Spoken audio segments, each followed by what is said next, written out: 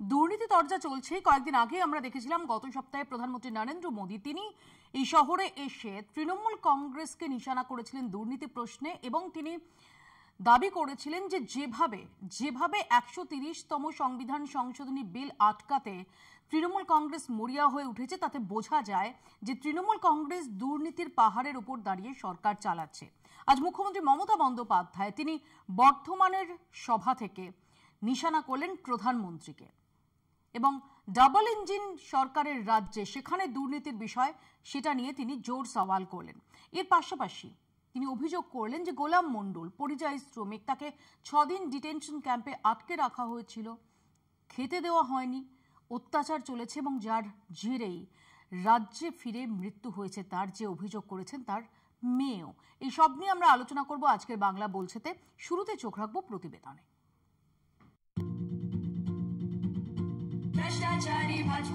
भ्रष्टाचारी भाजपा दूध सी सफेदी भाजपा से आए, पापियों के पाप भी धुल धुल जाए। 2026 বিধানসভা ভোট যত এগিয়ে আসছে ততই জমে উঠছে প্রচারের মাধ্যম। এবার সোশ্যাল মিডিয়ায় পোস্ট করে বিজেপির বিরুদ্ধে তোপ দাগল তৃণমূল। আর এদিনই বর্ধমানের সভা থেকে কার্যত ভোটের প্রচার শুরু করে দিলেন মুখ্যমন্ত্রী। टीएमसी के एक मंत्री टीचर घोटाले में आज तक जेल में है। দুদিন আগে দমদমে এসে প্রধানমন্ত্রী বারবার দুর্নীতি ইস্যুতে তোপ দেগেছিলেন তৃণমূলকে। আপনারা যা ইচ্ছা গালি দিন, আজ তারই উত্তর দিলেন মুখ্যমন্ত্রী। কেন বলবেন বাংলায় সব চোর তাই আমি টাকা বন্ধ করেছি?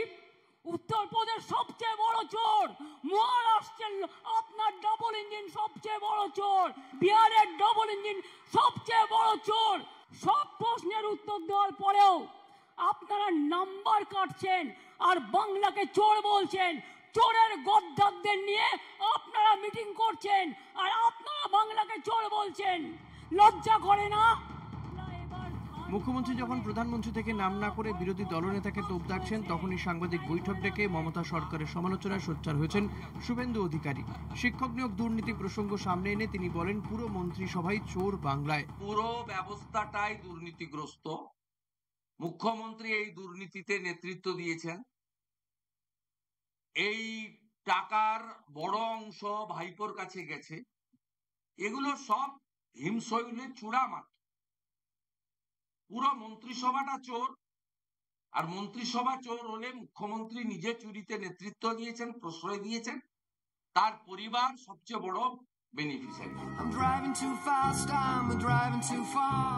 শুভেন্দু যখন পুরো মন্ত্রিসভাকেই চোর বলে দেখে দিচ্ছেন, তখন নারদ কেলেঙ্কারির একটা ছবি সামনে এনেছে তৃণমূল। পুরনো সেই ছবিতে দেখা যাচ্ছে হাতে করে টাকার মতো কিছু একটা বান্ডিল নিচ্ছেন শুভেন্দু অধিকারী। এক্স ফাইল নাম দিয়ে তৃণমূলের দাবি, যিনি অন্যের দিকে আঙুল তুলছেন তিনি নিজে কি, প্রধানমন্ত্রীও কি এর জবাব দিতে পারবেন? কলকাতা টিভি।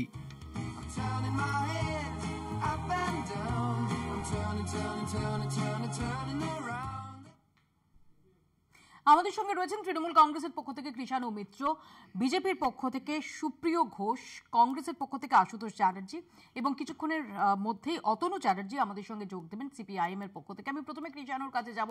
কৃষাণু, এমন একটা পরিস্থিতিতে যখন দুর্নীতি তর্জা তুঙ্গে, যখন 130তম সংবিধান সংশোধনী বিল 2 কক্ষেই পেশ হয়েছে, জয়েন্ট পার্লামেন্টারি কমিটিতে গেছে, তোমরা বলছো এই বিল প্রহসন, এই বিল পাশই হবে না, সেটা বিজেপিও বিলক্ষণ জানে, এবং যে কারণে জেপিসিতে তোমরা প্রতিনিধি পাঠাতেও ইচ্ছুক নও।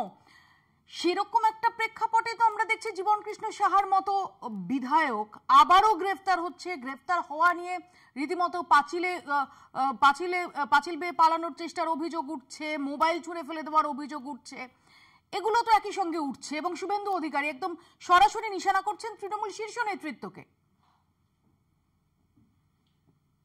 এটা হচ্ছে যে এই সিবিআই, তো আমরা জানি যে বিজেপি 3 জামাই আইটি, ইডি, সিবিআই।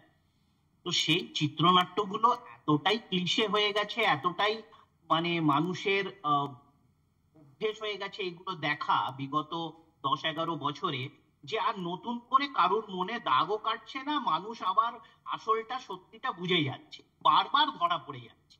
এখন সারা দেশ জুড়ে, সারা বাংলা জুড়ে বলছে ধরা পড়েছে ভুইফোর, গদি ছাড় ভোট চোর। তো এই ব্যাপারটাকে ঢাকার জন্য অনেক কিছু করার চেষ্টা হচ্ছে। এই 130তম অ্যামেন্ডমেন্টটাকে আনার পেছনে অন্যতম কারণও হচ্ছে তাই যে ভাই ভোট চুরি থেকে কোথাও মিডিয়া বা কোথাও সাধারণ মানুষের নজরটাকে ঘুরিয়ে দেওয়ার জন্য। তার কারণ এই যে অ্যামেন্ডমেন্টটা তারাও পাস করতে পারবেন না, এটা নরেন্দ্র মোদী এত কিছু জানেন, উনি তো পার্লামেন্টে বোঝেন, তো উনিও ভালো করে জানেন, অমিত শাহ ভালো করে জানতেন। যেদিন পেশ করলেন চতুর্থ রোতে গিয়ে উনি মার্শেল দ্বারা আবৃত্ত হয়ে যে পেশ করলেন, সেই দিনও জানতেন এটার কি দশা হতে চলেছে। তো সুতরাং আসল হচ্ছে ভোট চুরি করে যে 2024-এ জিতেছেন, তার আগেও ভোট চুরির আমাদের সন্দেহ ছিল, কিন্তু 2024 এবং তারপরে মহারাষ্ট্রে এগুলো তো প্রমাণিত হয়ে যাচ্ছে, হাতে নাতে ধরা পড়ে যাচ্ছে। তো তার থেকে নজর ঘোরাবার জন্য এখন সেই পুরনো আর সেই ইডি সিবিআই কেউ মানছে না। কলকাতা হাইকোর্টে জাজ সাহেব বলতে বাধ্য হচ্ছেন যে আপনারা তো প্রহসন করছেন, তামাশা করছেন, গ্যালারি শো, তো এটাই গ্যালারি শো বলছেন। হ্যাঁ, গ্যালারি শো মানে কি তামাশা প্রহসন, তো এটা তারা করছে। তো আমরা তো আগে থেকেই বলছিলাম এই করছে, আবার সেই সূত্র ফেরত চলে আসছে, সে অদ্ভুত সূত্র। এই যে কে সূত্র, এই সূত্র বিজেপির কানে কানে গিয়ে বলে শুভেন্দু অধিকারী চোর, শুভেন্দু অধিকারী টাকা নেয়, ভিডিও দেখা, তারপরে আবার সুরসুর করে শুভেন্দু অধিকারী বলে বাঁচতে চাই বিজেপি তাই। ওইদিকে হচ্ছে হেমন্ত বিশ্ব শর্মা, বিজেপি বলে চোর, দুর্নীতিগ্রস্ত, আবার তার কানে কানে মোদিজি বলে বাঁচতে চাই বিজেপি তাই। অজিত পাওয়ার 70,000 কোটি টাকার চোর, স্বয়ং প্রধানমন্ত্রী বলেছিলেন, আবার বাঁচতে চাই বিজেপি তাই। তো মানুষ এগুলো ধরে ফেলেছে। প্রধান আমি আসবো কৃষাণু, আমি এখানে সুপ্রিয়র কাছে আসি। জনসমাবেশ চলে এসেছে। সুপ্রিয়, প্রধানমন্ত্রী নরেন্দ্র মোদী গত সপ্তাহে কলকাতায় এসে 2026-এর নির্বাচনী স্লোগান যেটা বেঁধে দিয়েছিলেন, বাঁচতে চাই বিজেপি তাই, সেটার ইন্টারপ্রিটেশন যেটা কৃষাণুরা করছে শুভেন্দু অধিকারী, হিমন্ত বিশ্ব শর্মা, অজিত পাওয়ার এদের প্রসঙ্গ তুলে, এবং আমরা দেখলাম যে আজকে তৃণমূল কংগ্রেসের সোশ্যাল মিডিয়া থেকে একের পর এক এইরকম বান নিক্ষিপ্ত হয়েছে, কোনোটা শুভেন্দু অধিকারীকে নিয়ে, কোনোটা হিমন্ত বিশ্ব শর্মাকে নিয়ে, এবং যেখানে তৃণমূল অভিযোগ করছে যে প্রধানমন্ত্রী দুর্নীতির কথা বলেন কিন্তু দুর্নীতিগ্রস্তদের নেওয়ার ক্ষেত্রে তিনি সেটাকে শিল্পের পর্যায়ে নিয়ে গেছেন। দেখো, এই দুলাল চন্দ্রগড়ের তালমিস্ত্রি বলে একটা কথা আছে না, ব্র্যান্ডেড, তো এই ব্র্যান্ডেড যেমন দুলাল চন্দ্র ভারের যে তালমিস্ত্রি সেটা যেমন ব্র্যান্ডেড, আর তৃণমূল চোর, এই দুটো ব্র্যান্ডের মধ্যে কোনো তফাৎ নেই। মানে দুটোকে আমি মেলাচ্ছি না, কিন্তু তৃণমূল যে ব্র্যান্ডেড চোর সবাই জানে। ফ্রাস্ট্রেশন দেখছো কিষাণুদার, লাফাচ্ছে কেন? হাতের মানে আসল জায়গাতে ঘা করেছে তো। বিজেপি যাদের নাম, বিজেপি যাদেরকে নিয়েছে, যাদের বিরুদ্ধে অভিযোগ, তারা প্রত্যেকেই তৃণমূলে থাকতে এই অভিযোগগুলো তাদের কাছে সামনে এসছে। আমি যদি ধরে নিই এই স্ট্রিং অপারেশনটা ঠিক, তাহলে একজনের স্ট্রিং অপারেশন এখানে দেখাচ্ছেন, যাদের দেখি এখানে বক্তব্য রাখা হচ্ছে, বিভিন্ন সোশ্যাল মিডিয়া সাইটে মিম হচ্ছে আপনারা যেটা বলছেন, তাহলে আমার বক্তব্য বাকি 5 জন না 6 জন স্যান্ডো গেঞ্জি পরে, তোয়ালে মুড়িয়ে, কাকুলি ঘোষ গস্তিদার, মদন মিত্র, ববি হাকিম যিনি জনাব, তা তাদেরগুলো দেখাচ্ছেন না কেন? আসলে তৃণমূলকে পেটাচ্ছে, তৃণমূলকেই শেষ করছে। এই কনসেপ্টটা খুব ভালো করে বুঝতে হবে। একটা হচ্ছে দিদি তৃণমূল, একটা হচ্ছে ভাইপো তৃণমূল। এদের দুজনের মধ্যে লড়াইয়ে মাঝখানে কিষাণুদাদের মতো ভালো ছেলেপেলেগুলোকে বসিয়ে দিচ্ছে চ্যানেলের মধ্যে। কিষাণুদাও জানে যখন এই ঘটনাটা হয়েছে তখন সেটা তৃণমূলে থাকতেই শুভেন্দু অধিকারীকে দেখা গেছে। এখন অবধি শুভেন্দু অধিকারী বিজেপিতে আসার পরে একটা ঘটনা, সিঙ্গেল পেনি যদি আমি বলে দিতে চান, উনি যদি বলে দিতে পারেন যে একটা বাতাসাও কোথা থেকে খেয়েছেন, তিনি বলতে পারবেন না। ঘটনাগুলো এটা। অজিত পাওয়ারের কথা বললেন, অজিত পাওয়ার যখন যে দলে ছিলেন এনসিপিতে, সেই সময়ে দাঁড়িয়ে তার বিরুদ্ধে অভিযোগ, বিজেপিতে আসার পর একটা অভিযোগ দেখান, নেই। এটাই তো আমরা বলছি যে বুঝতে পারলাম না যে অজিত পাওয়ার হন বা হিমন্ত বিশ্ব শর্মা বা শুভেন্দু অধিকারী, তারা তাদের পূর্বতন দলে থাকাকালীন যদি কোনো কিছু করে থাকেন যেটা অন্যায় বা অপরাধ, তাহলে বিজেপিতে জয়েন করার পর তিনি করলেন না, এইটা দিয়ে কি সেটাকে ধুয়ে ফেলা যাবে? অবশ্যই ধুয়ে ফেলা যাবে। তার কারণ হলো একটা রাজনৈতিক দলের মানসিকতা বা একটা রাজনৈতিক দলের চরিত্র, সেটা হচ্ছে সেই দলে থাকলে সেখানে কোনোভাবে টলারেন্স করা যাবে না, কোনো দুর্নীতি, কোনো দুর্নীতি টলারেন্ট হবে না। সেই জন্য দুর্নীতি করতে গেলেও যদি কেউ করেও থাকে, আমি ধরছি, তাহলে সে 10 বার ভাববে, কেন এই দলে থাকলে সেটা প্রশ্রয় পাবে না। তাহলে তৃণমূলে থাকতে যখন এই ঘটনাগুলো ঘটেছিল 2014-2015, অবশ্যই শুনেছি। এবার আপনি যদি প্রত্যেকটা একটা করে রেফারেন্স টানতে যান, তাহলে এখানে পুরো গোটা মানে 47-এর পর থেকে যা যা রেফারেন্স আছে আমিও টানতে পারি।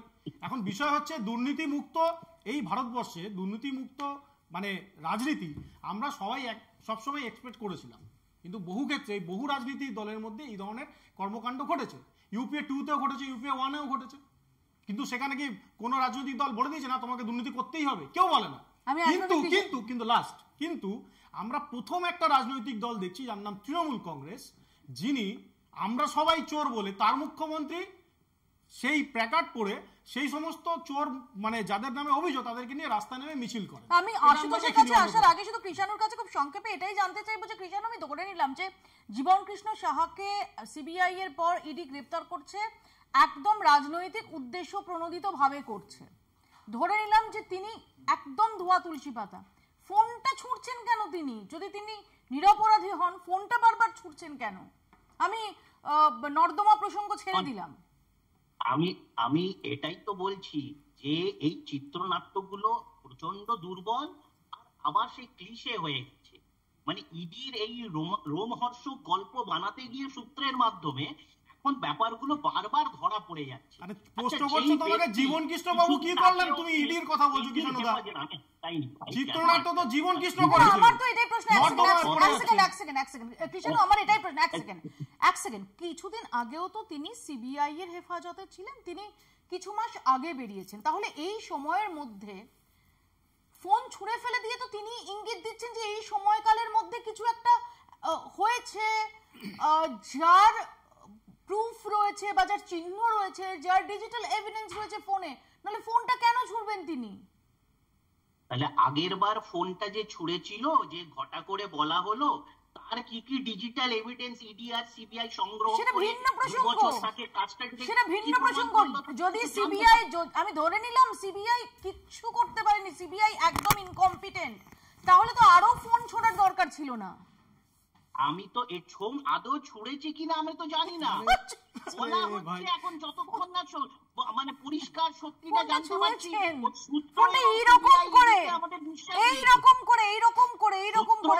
যেমন নেংটি ইঁদুরের মৃতদেহ যেভাবে ধরে নিয়ে গিয়ে যেভাবে ধরে নিয়ে গিয়ে ফেলা হয়, ফোনটাকে সেই রকম করে ইডি অফিসার তিনি ধরে নিয়ে যাচ্ছেন। এত কিছু মানে এই যে এতগুলো যে বাংলা শব্দ চয়ন বা হিন্দি শব্দ ভান্ডার থেকে তুলে তুলে এনেছে ইঁদুরের মতো, এই এতটা মনোনিবেশ যদি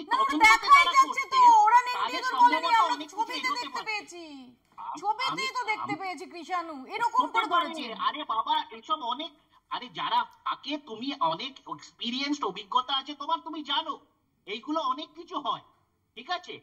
আমি অত ভেঙে ভেঙে বলতে চাই না। অতনু আমাদের সঙ্গে এসে যোগ দিয়েছেন, আসবো এক সেকেন্ড, আমি আশুতোষের কাছে আসি। আশুতোষ, ব্যাপার হচ্ছে যে আমরা যতদূর জানি যে পাঁচিল কৃষ্ণ ফোন ছুঁড়েছে, কৃষাণু মিত্র ফোন ছুঁড়েছে বলে জানি না। হ্যাঁ, এটা অন্তত আমরা দেখতে পেয়েছি টিভির মাধ্যমে, বিভিন্ন চ্যানেলে সব দেখছিলাম আমরা। এখন ব্যাপার হচ্ছে কে বিলটা পেশ করেছে ভাই পার্লামেন্টে? ওই ফোর্থ বেঞ্চারের কথা হচ্ছিল, 83 দিন নিজে জেল খেটে এসেছে, সে এই বিল পেশ করেছে, ঠিক আছে? এগুলো খেয়াল রাখতে হবে। এবং সবথেকে বড় কথা যে স্টিং অপারেশনটা, যেটা তোমার প্রতিবেদনে দেখলাম, কাগজে মুড়ে না কি সে টাকা ফাঁকা নিচ্ছিল, এই কিন্তু বিজেপির পার্টি অফিস থেকে দেখা, এটা বাংলার মানুষ জানতো না।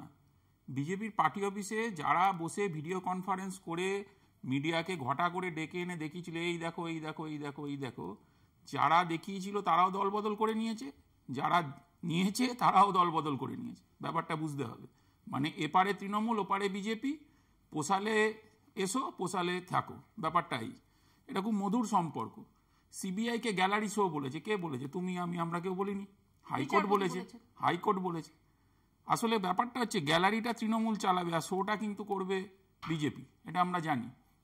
সব থেকে বড় কথা এই যে গোলাম মণ্ডলের কথাটা হলো, ঠিকই তো বলেছেন, আমি এই প্রসঙ্গে পরে আমি বলছি, এই যে প্রধানমন্ত্রী এখানে এলেন, একবারও তো বললেন না যে তার সিবিআই কি করেছে অভয়াকে জাস্টিস দেওয়ার জন্য, একবারও তো বলেননি। কলকাতা পুলিশ যা তদন্ত করেছে সিবিআই ওখানে গিয়ে ফুল স্টপ দিয়ে দিয়েছে। নতুন কি এসছে? এবং এই এসআইআর নিয়ে যে পলিটিক্যাল এসআইআর তৈরি করেছেন বিহারে, সেটা আবার পশ্চিমবঙ্গে লাগু করার সমস্ত চেষ্টা চলছে। তাদেরকে সেলসম্যানের মতন দাঁড় করিয়ে দিয়েছেন, ইলেকশন কমিশনকে এক্সপোস্ট কমিশনে পরিণত করেছেন। সেসব নিয়ে কিছু বলেননি। কেন বলেননি প্রধানমন্ত্রী যে এই যে বাঙালি যে মাইগ্রেন্ট ওয়ার্কার, হিন্দু মুসলমান ভাই, যাদের উপরে ক্রমাগত আক্রমণ চলছে, কান কেটে দেওয়া পর্যন্ত হয়েছে, আমরা দেখেছি বীরভূমের একজনের, এবং পরিচয় প্রসঙ্গে আসবো আমি বলছি আমাকে এটা বলতে দিতে হবে। তার কারণ হচ্ছে এই যে দুর্নীতির আঁকড়া গোটা পশ্চিমবঙ্গে সারদা নারদা থেকে শুরু হয়েছে, রোজ ভ্যালি চিট ফান্ড একের পর এক আমরা দেখেছি, তোমার মিডিয়া চ্যানেলে আমরা দেখেছি কাভার হতে, কিন্তু সেগুলোর এন্ড রেজাল্ট কোন কোন চোর ধরা পড়ছে, বাকিরা কোথায়, কিছু আমরা শুনতে পেয়েছি। এবং সব থেকে বড় কথা আরো দুর্নীতি, এই যে কালীঘাটের কাকু, সিবিআই কে ভর্ৎসিত হতে হচ্ছে কার কাছে? হাইকোর্টের কাছে। খুঁজে বার করে নাও তথ্য, প্রায় 16 বার কথা শুনতে হয়েছে এই সিবিআই কে। কোথায়? হাইকোর্টে দাঁড়িয়ে। কেন তদন্ত করছে না? এবং এর সব থেকে বড় সিগন্যাল হচ্ছে বিজেপি তৃণমূল আজকে যতই চেঁচামেচি করুক না কেন, পশ্চিমবঙ্গের যে আম জনতা, সেই আম জনতা দেখছে যে কার কাছে আমি জাস্টিস পাবো। তৃণমূলের সরকার একদিকে বসে 26,000 চাকরি গায়েব করে দিল, আজকে রাস্তায় রাস্তায় ঘুরছে তারা, আজকে পরিবারগুলো বরবাদ হয়ে গেল। আবার যারা ইনভেস্টিগেশনের দায়িত্ব নিয়েছেন যে আমি জাস্টিস দেবো বলে যে প্ল্যাকার্ড নিয়ে ঘুরে বেড়াচ্ছিল যারা, সেই প্ল্যাকার্ডে লেখা উচিত we have fail to give justice because of the understanding. এই আন্ডারস্ট্যান্ডিংটাই ডেঞ্জারাস। অতনু, আমরা দেখতে পাচ্ছি যে দুর্নীতি নিয়ে যে চর্চা সেটা চলছেই। কয়েকদিন আগে প্রধানমন্ত্রী নরেন্দ্র মোদী শহরে এসে তিনি নিশানা করেছিলেন তৃণমূল সরকারকে। আজকে মুখ্যমন্ত্রী মমতা বন্দ্যোপাধ্যায় তিনি প্রধানমন্ত্রীকে নিশানা করেছেন, ডাবল ইঞ্জিন সরকার যে রাজ্যে রয়েছে সেখানের দুর্নীতি প্রসঙ্গ সেটা নিয়ে সওয়াল করেছেন। মৌপিয়াদি, একথা ঠিক যে গত 10, 12, 13, 14 বছর ধরে পশ্চিমবাংলার বুকে, এতদিন আমরা বলতাম, আশুতোষরা বলতো, এখন পশ্চিমবঙ্গের সাধারণ মানুষও বুঝতে পারছেন যে এ রাজ্যে তৃণমূল এবং দুর্নীতি এ দুটো একটা সমার্থক শব্দ হয়ে গেছে। তৃণমূল মানেই দুর্নীতি, দুর্নীতি মানেই তৃণমূল। আবার যদি তুমি সঙ্গে আবার এটাও দেখো যে এই যে পার্থ ব্যানার্জি শুনছি নাকি বেল পেয়ে যাবে, এই কদিনেই বেরিয়ে যাবে। দুষ্টু লোকরা বলছে উনি নাকি জেলেও নেই, কোন নাকি 5 তারা হাসপাতালের, মানে 5 তারা হোটেলের মতো কোনো হাসপাতালে নাকি উনি রয়েছেন। আবার হচ্ছে গিয়ে এই যে যেই ছোট ছোট কুচোই জীবন কৃষ্ণ না পাঁচিল কৃষ্ণ, তাদেরকে হচ্ছে গিয়ে আবার করে ধরছে, তারা ফোন ছুঁড়ে ফেলে হচ্ছে খবরের নিউজে আসছে। প্রধানমন্ত্রী বারংবার এসে দুর্নীতি নিয়ে হঠাৎ করে জাগ্রত হয়ে উঠেছেন। এর থেকে বোঝা যাচ্ছে পশ্চিমবঙ্গে বিধানসভা ভোট আসছে, ভোট আসলে এই দুটো দল হচ্ছে দুর্নীতিতে, দেখো আমি হচ্ছে দুর্নীতি আটকাচ্ছি, আরেকজন বলে আমি চোর তো ও ডাকাত, এই হচ্ছে কি একটা পরিবেশ সৃষ্টি করার চেষ্টা করছে। কিন্তু এটা তো বুঝতে হবে যে আশুতোষ একদম সঠিকভাবে বললো যে যাদেরকে নাকি দুর্নীতি করছে বলে বিজেপির পার্টি অফিসে ভিডিও করে দেখানো হলো, তোয়ালে মুড়ে টাকা নিচ্ছে, তারা এখন হচ্ছে বিজেপির মুখ। কাজে খুব স্বাভাবিকভাবেই তুমি দেখবে যে বিগত 5, 7, 10, 12 বছরের মধ্যে বিজেপি, বিশেষ করে এই গত কয়েক বছরে বিজেপি কতগুলো দুর্নীতি বিরোধী আন্দোলনে হচ্ছে আন্দোলনে করতে পেরেছে, কারণ করতে পারবে না। আবার উল্টো দিকে তৃণমূল কংগ্রেসও চায় এমন একটা বিরোধী দল পশ্চিমবঙ্গে থাকুক যারা খাতায় কলমে বিরোধী হয়ে থাকবে, কিন্তু কার্যক্ষেত্রে তারা কোনো আন্দোলনে নামবে না। কারণ আজকে যদি চাকরি দুর্নীতি নিয়ে কথা বলতে হয়, তাহলে মেদিনীপুর থেকে যে সবচেয়ে বেশি দুর্নীতি হয়েছে, মেদিনীপুরে যে একটা মেদিনীপুর থেকে আগে 2200-2500 করে যে চাকরি দুর্নীতি হয়েছে, এটাও সামনে আসতে হবে। কাজেই সেখানে হচ্ছে তারা চুপ থাকবে। আমি আসবো, আমাকে একটা ব্রেকে যেতে হবে, তার আগে একটু দেখাবো যে রাহুল গান্ধী তিনি আজকে আরো একবার বিহারের মাটি থেকে আরো একবার তিনি বিজেপির বিরুদ্ধে ভোট চুরি নিয়ে সরব হয়েছেন। শোনাবো। शाह ने बयान दिया एक बार नहीं अनेक बार कि अब बीजेपी की सरकार 40-50 साल चलेगी। हाँ, और मैं सोच रहा था कि यह व्यक्ति कैसे कह सकता है, इसको कैसे मालूम कि बीजेपी की सरकार 40-50 साल चलेगी। हम सब राजनेता हैं, जनता क्या करेगी, जनता के दिल में क्या होता है, जनता ही जानती है। तो ऐसा बयान देना कि अब हमारी सरकार 40-50 साल चलेगी, ये अजीब सा बयान है। और उस टाइम मैंने सोचा था कि इसको कैसे मालूम कि 40-50 साल के लिए सरकार चलेगी। और अब सच्चाई पूरे देश के सामने आ गई है। वो ये बात इसलिए कह सकते हैं कि वो वोट चोरी करते हैं। शाह ने बयान दिया। আলোচনায় ফিরবো, একটা ছোট্ট বিরতির সময় হয়েছে, ফিরে আসছি বিরতির পর, দেখতে থাকুন বাংলা বলছে। আর এরই মধ্যে আজ আরো একবার পরিযায়ী বিতর্ক নিয়ে সুর চড়ালেন মমতা বন্দ্যোপাধ্যায়। দেখুন। জয় মা দুর্গা।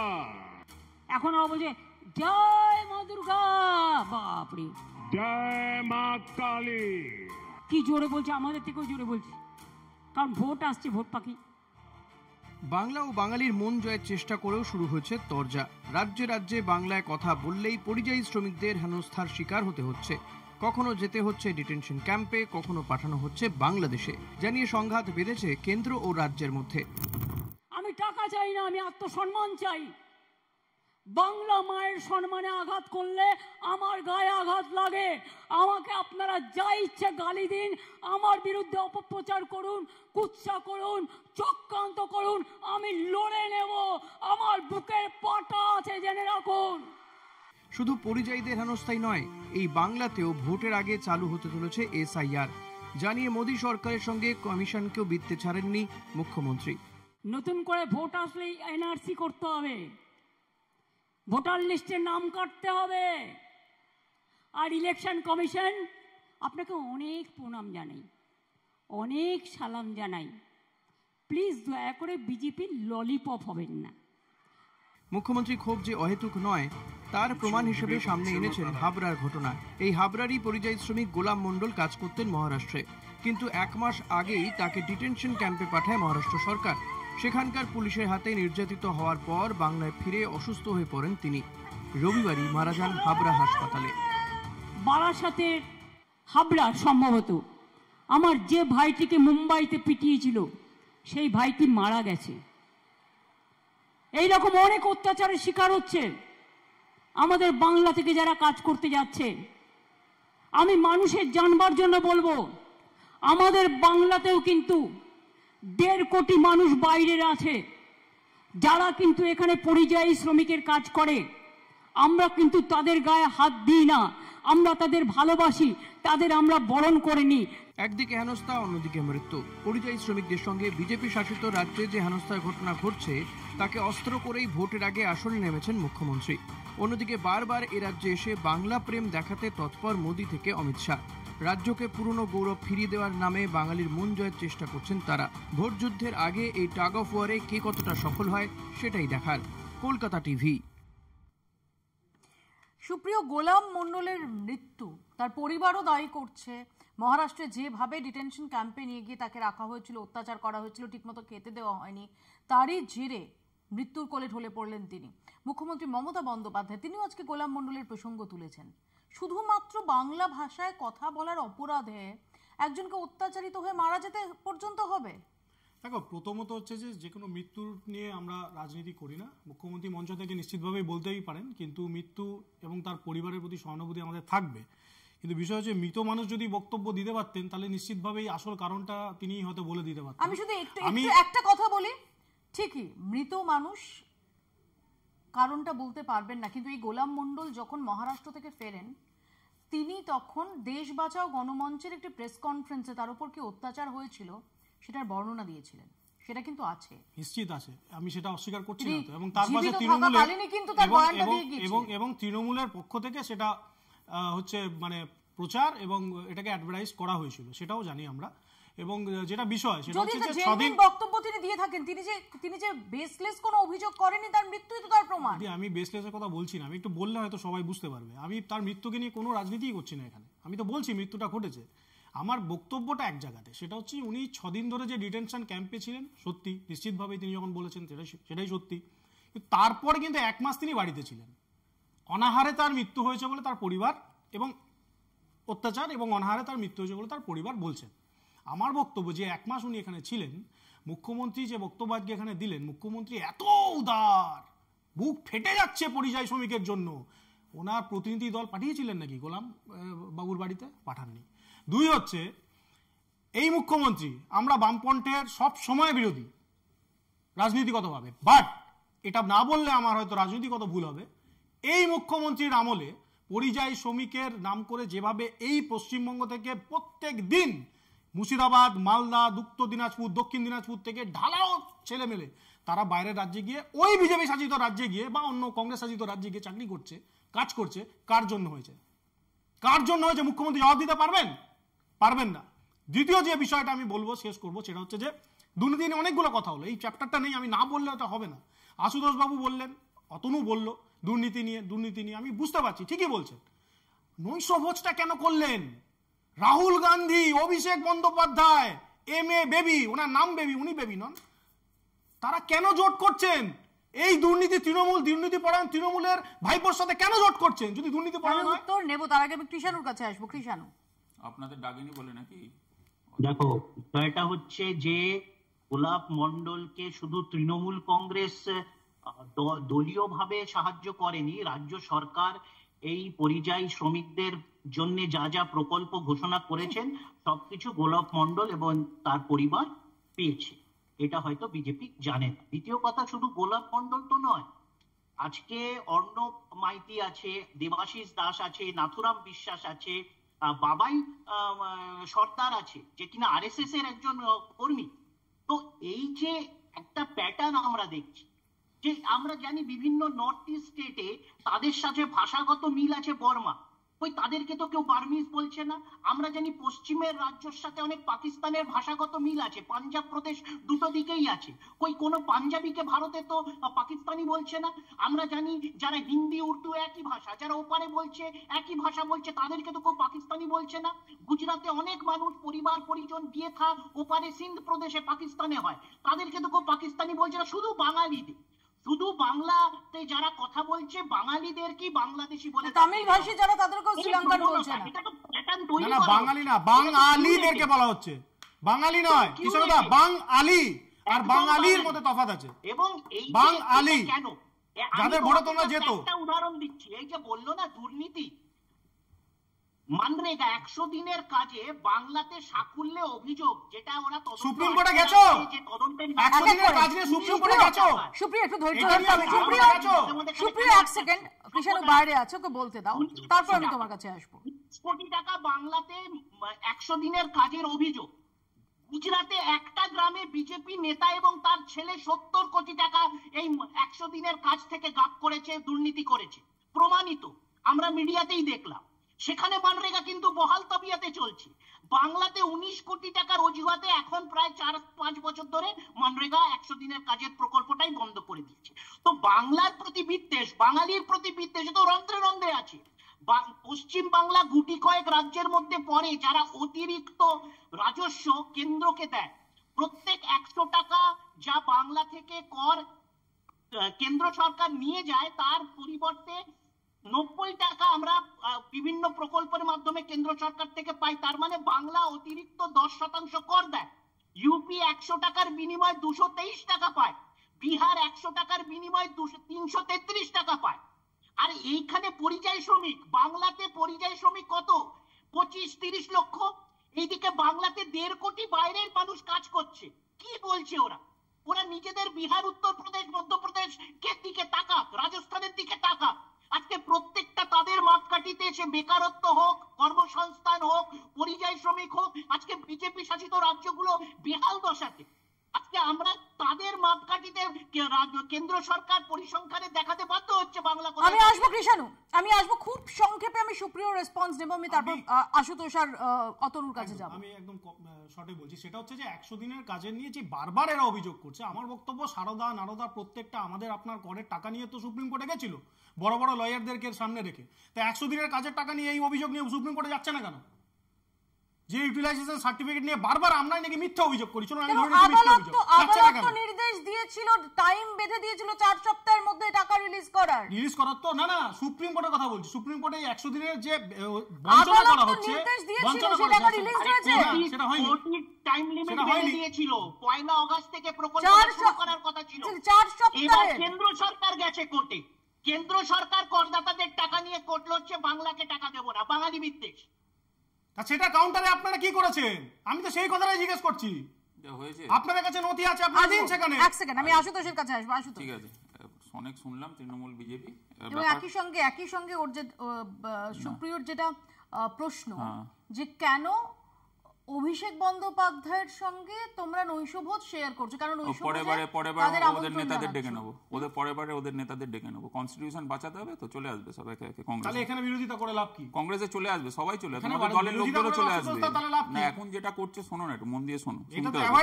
আচ্ছা ঠিক আছে, দেখে নে, পরেবার ডাকবো, খাওয়াবো ভালো করে, দাঁড়া বলতে দেয় পরে। শোনো, প্রথম কথা হচ্ছে, দুর্ভাগ্যজনক দুটো মন্তব্য শুনলাম। বাং আলি মানে কি ভাই বুঝতে পারিনি কোনোদিনও, এই বাংলায় থাকি জানি না, এই ভাষার সাথে আমরা পরিচিত নই। 2, এই দুর্ভাগ্যজনক দ্বিতীয় নম্বর ব্যক্তি মানে বক্তব্য যেটা হচ্ছে মানে মৃত মানুষ জ্যান্ত হবে তার কথা শুনবো। আরে ভাই, সে তো প্রেস কনফারেন্সে বলেছে, তার ক্ষেত্রে পুরো এভিডেন্স আছে, তোমরা কেন এটাকে নিয়ে সিরিয়াসলি দেখছো না?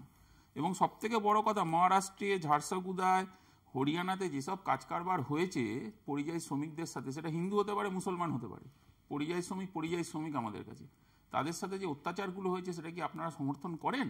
আমি বিজেপিকে জিজ্ঞেস করছি। নিশ্চয়ই করেন না, আমি তো মনে করি করেন না। এবং সবথেকে বড় কথা, আজকে এত আলোচনা হচ্ছে, এই যে একটা জায়গা তো ঠিক বলছে যে এই যে টাকা দিচ্ছে না, কোর্টের অর্ডারও তো মানেননি বিজেপি, সেন্ট্রাল গভর্নমেন্ট টাকা দেননি, এটাও বাস্তব। কিন্তু তৃণমূলকে এটা বুঝতে হবে, আপনি সর্বদলকে ডাকুন, সমস্ত দলের প্রতিনিধিদের ডাকুন। শুভঙ্কর সরকার প্রদেশ সভাপতি প্রথম দিন বলেছিলেন যে বাংলায় যদি কোনো বঞ্চনা হয় আমরা বাংলার মানুষের পাশে থাকব, বাংলা ইন্ডাস্ট্রি হোক, মানুষের কর্মসংস্থান হোক, তোলাবাজির জন্য কংগ্রেস হাত মেলাবে না, মানুষের স্বার্থে সরকারের পাশে থাকবে কংগ্রেস। এটা করে দেখান না, কেন করে দেখাচ্ছেন না? আজকে সত্যি তো বাংলার মানুষ রাস্তায় রাস্তায় ঘুরে বেড়াচ্ছে, চাকরি নেই, বাঙালিদের চাকরি নেই, কি বলছেন? রাস্তায় রাস্তায় যে পার ক্যাপিটা ইনকাম কোথায় নেমে গেছে আমাদের হাতে, আমরা যারা বাঙালি পরিবারে বাস করি আমরা জানি খুব ভালো করে। আর একটা জিনিস আপনাদের বলে দিই, বিজেপির এটা জানা উচিত, প্রধানমন্ত্রী পশ্চিমবঙ্গের মাটিতে আসছেন মৌপিয়া, বাংলাদেশের জেলে আমাদের ভাই বোনেরা আটকে আছে, একটা কথা শুনেছো? একটা বাক্য খরচা হয়েছে কোথাও? একটু বলুক তো, কি এটা লাগছে না কারুর? আমরা যারা প্যানেলে বসে আছি, আগে তো বাংলার ছেলে, বাংলার মেয়ে, তারপরে তো আমরা অন্য কিছু, লাগছে না, গায়ে লাগছে না? আমি শেষ করে দেবো। সেটা হচ্ছে যে দেখো, পঞ্চায়েত নির্বাচন দেখেছি আমরা, এতগুলো খুন হতে, তৃণমূলের যে রাজ্যের পঞ্চায়েতের দপ্তরের দায়িত্বে ছিল, নির্বাচন কমিশন রাজ্যের ছিল, তারা যেরকম তৃণমূলের ললিপপ হয়েছে, গোটা ভারতবর্ষ ইলেকশন কমিশন বিজেপির পকেটে আছে, পকেটে ট্রাম্প হয়েছে,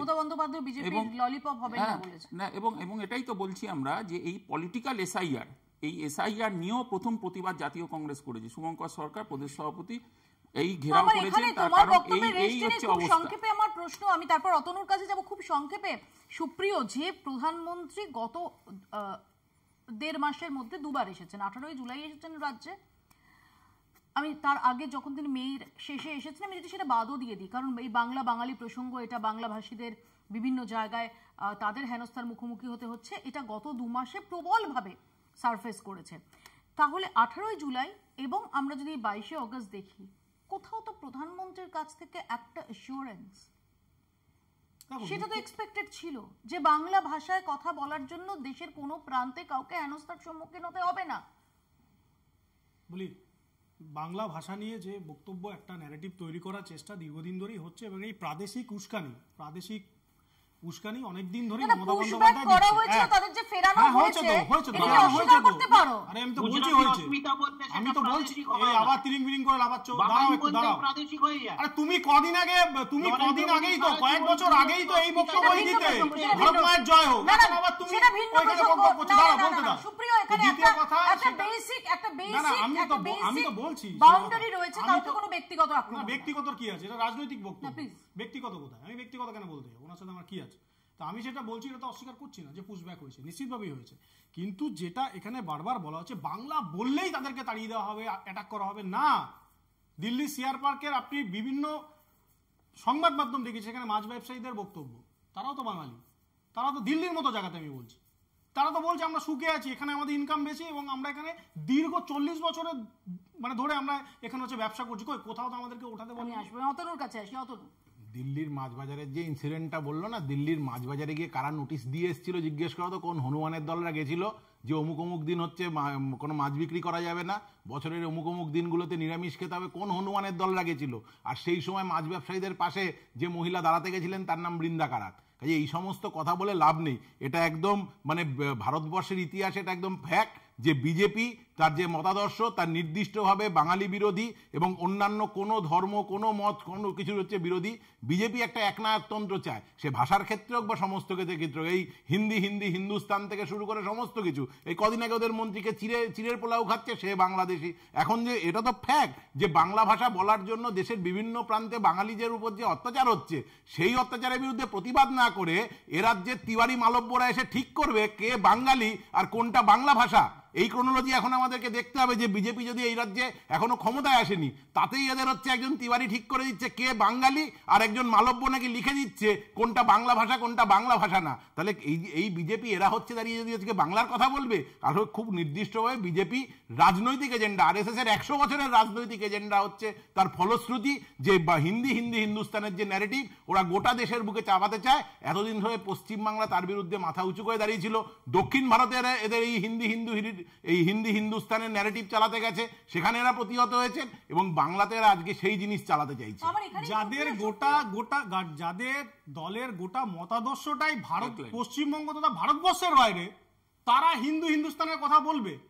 আরে ভাই তারা কারা? তারা বাঙালি, তারা বাঙালি, তারা বাঙালি, তারা হিন্দুস্তানি। এই যে মনুবাদের কথা বলছো, সেই মনুবাদ বলো, তোমার জন্ম পরিচয় অনুযায়ী মনুবাদে তোমার কোথায় স্থান জানো? আরে শোনো ভাই, তোমার জন্ম পরিচয় অনুযায়ী মনুবাদে তোমার স্থান কোথায়? জন্ম পরিচয় অনুযায়ী মনুবাদে তোমার স্থান কোথায়? আরে এই বিজেপি ক্ষমতায় আছে, এই বিজেপি যদি মনুবাদ করে দেয়, তোমার বাড়ির মেয়েদের কি অবস্থা হবে তুমি জানো? আরে ভাই, তোমার বাড়ির মেয়েদের কি অবস্থা হবে তুমি জানো? যে মনুবাদের কথা বলছো, মনুবাদ অনুযায়ী তোমার ঠাই কোথায় সমাজে? তুমি তোমার আদর্শ যে মনুবাদের কথা বলছো, সেই মনুবাদ অনুযায়ী তোমার ঠাই কোথায় হবে সমাজে তুমি জানো? মনুবাদকে কি অবস্থা? মনুবাদকে বিধান দিতে জানো? মনুবাদ পড়েছো? সুপ্রিয় অতনু, দুজনকে বিরত করছি। আশুতোষ এক লাইন বেশি না, যেটা হচ্ছে যে দেখো ভাই, আমাদের মহান এলওপি এই রাজ্যের, উনি সিবিআই চার্জশিটে নাম আছে, তার ভাইয়ের নাম আছে। 1 2 হচ্ছে আমরা তো ভোট চোরদের বিরুদ্ধে লড়বো, তার কারণ আমরা তো বুঝেছি বিজেপি মানে ভোট চুরি করবে। তার কারণ দেখো 65 লক্ষ নাম বাদ গেল কোথায়? SIR এর মাধ্যমে, পলিটিক্যাল SIR বিহারে। ঠিক তার পরের দিনের স্টেটমেন্ট আমি বলিনি, কিন্তু তুমিও বলনি, এলওপি বলছে এই রাজ্যে যে 1,25,00,000 নাম বাদ দেবো। ওনাকে কে বললো? এটাই তো আমরা এই আশ্চর্য হয়ে যাই। এই যে সেট টার্গেট করা, সেলসম্যানশিপ, এই কৃতিত্বগুলো আমরা জানি নাগপুরের ল্যাবরেটরিতে তৈরি হয়েছে, এখানে সাপ্লাই হচ্ছে।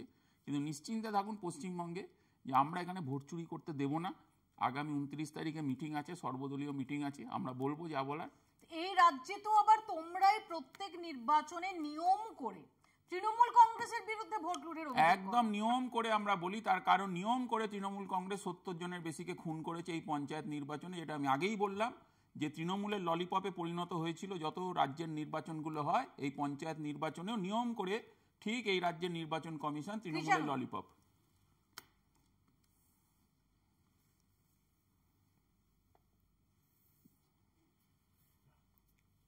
আমরা শুনতে পাইনি। দেখো, এই যে বলছিল না যে দিল্লি সিআর পার্ক অমুক তমুক, বিজেপির নেতা একটি রাজ্যের মুখ্যমন্ত্রী হেমন্ত বিশ্ব শর্মা, সে সরাসরি বলেছে যে সেন্সাসে যারা নিজের মাতৃভাষা বাংলা বলবে তার থেকে তাকে বাংলাদেশি হিসেবে চিহ্নিত করা হবে। প্রায় 1.5-2 মাস আগে বলেছে। আজ অব্দি বিজেপি তার বিরুদ্ধে ব্যবস্থা তো দূরের কথা, তাকে ভৎসনা অব্দি করেছে। চাপে পড়ে বাপ বলতে হয়, তাকে ভৎসনা অব্দি করেনি, ব্যবস্থা তো অনেক দূর। আর তারা এখানে আমাকে সিআর পার্ক কে বলেছে, আমাদের এই বেশি ওই কম, এইগুলো বোঝানো কি মানুষ বুঝবে? কাতলা মাছের কালিয়া খাইয়ে দিতে হবে এবারে। আমার বক্তব্য উত্তেজনা নয়, আমার বক্তব্য হচ্ছে আশুতোষ দা, অতনুরা বা তৃণমূল কংগ্রেস, এরা তিনজনের সাথে লড়ছে পশ্চিমবঙ্গের অ্যাসপেক্টটা, খুব ভালো কথা, বিজেপির এগেনস্টে লড়বে, লড়ুক।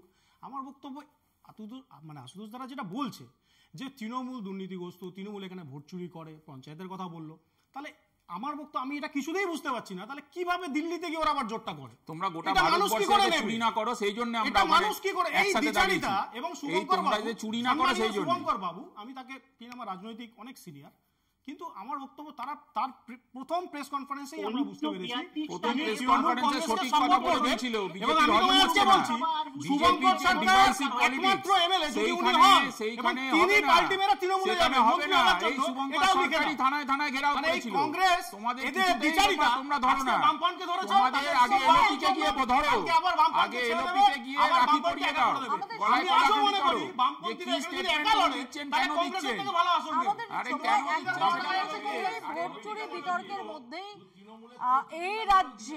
এই রাজ্যে এসআইআর এর তোড়জোড় সেটা তুঙ্গে, যেটা নিয়েও আমরা একাধিক বাংলা বলছেতে আলোচনা করেছি। এবং এই অবস্থায় দাঁড়িয়ে চলতি সপ্তাহে সর্বদল বৈঠক রয়েছে নির্বাচন কমিশনে, সেদিকে আমাদের নজর থাকবে। আপাতত বাংলা বলছে এখানেই শেষ করছি। দেখতে থাকুন কলকাতা টিভি।